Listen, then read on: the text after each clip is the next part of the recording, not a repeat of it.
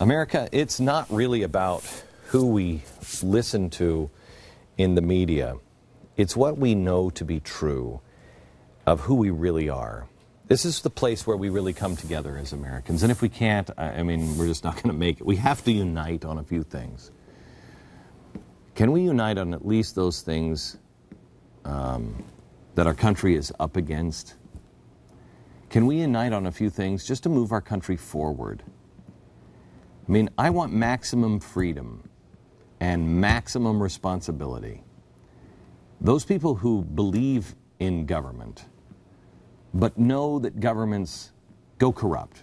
I mean, we all knew it was corrupt under George W. Bush. It's worse now, but it was corrupt then. Can't we agree on that? Can't we unite on that one thing? We have to reach out to our friends and neighbors, and not in anger, but in gentleness and peace. People are going to become more and more angry as the days go by. We need to unite and become one in mind.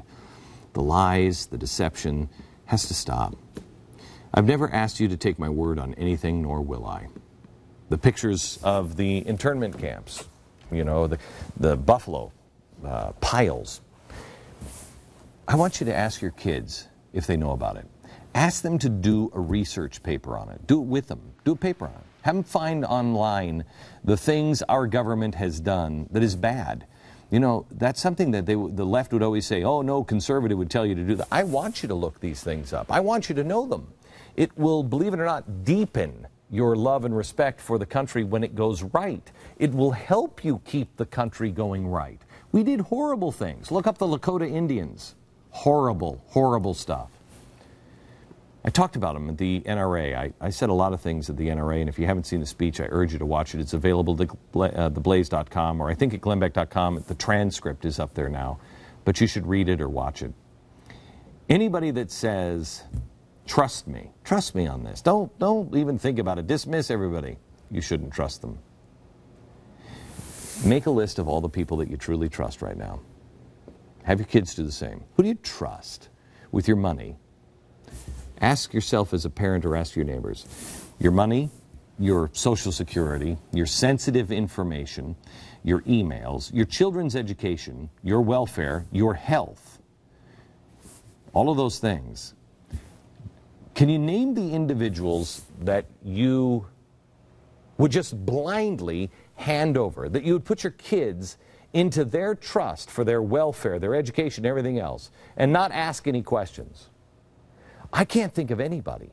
I mean, good friends, I wouldn't do that. I would certainly not hand my kid's future and literally hand my kid over all day without asking any real questions. I certainly wouldn't do that to anybody who still works in Washington. I don't have to believe that the government blew up the World Trade Center or created AIDS. But I know if I sat in a church where they taught that for 20 years, I don't think I'd be the guy who came out and said, hey, the government is good. What I would actually try to do, if I sat in that church for 20 years, and I had all of the friends that he has, what I would actually try to do is try to dismantle it, because this would be evil. All of this would be evil to me. Because if I heard that my whole life, I would despise this. My wife wouldn't be able to get out of here fast enough. Jefferson, Washington, and all the presidents in our past, all of them have warned about getting too cozy with big business, with our government. Warned. Watch the government when they start getting into bed with special interest. It means the government will make laws that are good for those special interests, the banks or GE, but not good for you. Well, isn't that tyranny? Someone from the left should understand this concept. You see, they've always maintained that our biggest danger to society was special interest groups, the banks, big money, big business, or big corporations.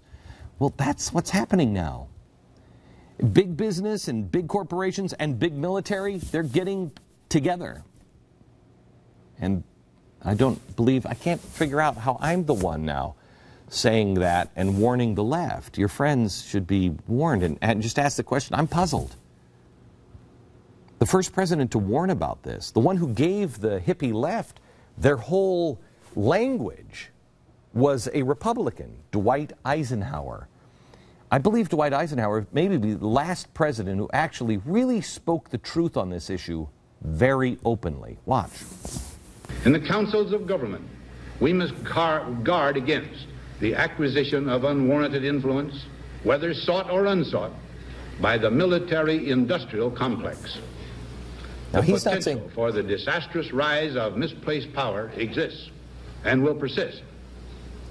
We must never let the weight of this combination endanger our liberties or democratic process. Okay, so what he's saying is the military, the government, along with business, if you put them together, it's disastrous. The potential for disastrous and misplaced power exists and will persist.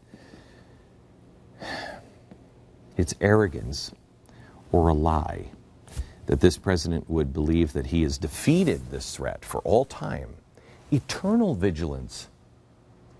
Eternal vigilance is no longer required?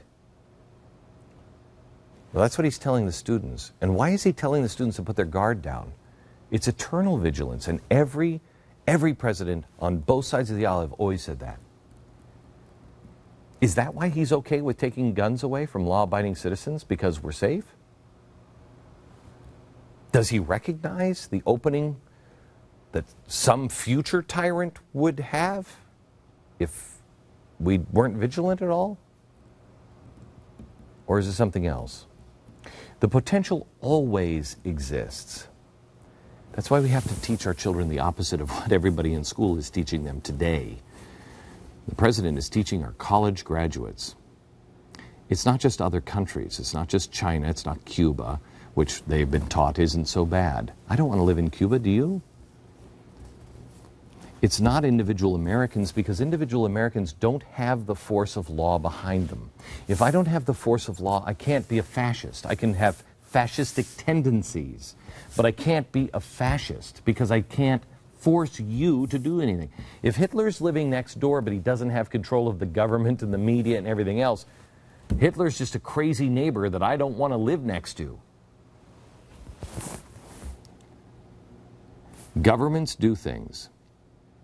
Those governments have to be created, and then those governments have to be let go, and so the people allow that government that the people created to become bad. The people had to allow Andrew Jackson and that big government to follow Manifest Destiny that wiped Indians out. We had to allow Woodrow Wilson to round up the dangerous foreigners and naturalized American citizens, of German and Irish ancestry. The people had to allow slavery and segregation and Jim Crow laws. They had to allow FDR and the progressive icon to round up the Japanese through executive order and put them in an internment camp. We've heard forever the horrors of Jim Crow laws, but could we focus on just a second? It's the last word there in those three that give it power. Jim Crow laws.